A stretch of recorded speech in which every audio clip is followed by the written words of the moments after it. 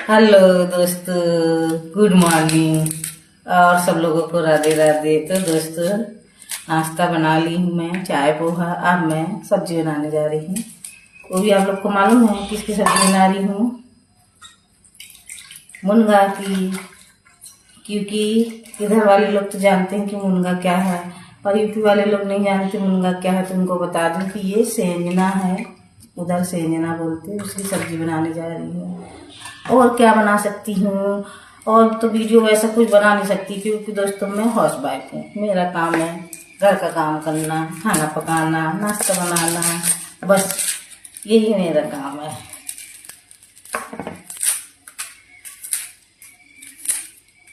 आ जाइए दोस्तों, आप लोग भी चाय पी लीजिए, पोहा खा लीजिए। अब मैं लहसुन प्याज कर रही सब्जी के लिए। अब मैं सब्जी रोटी बनाऊंगी।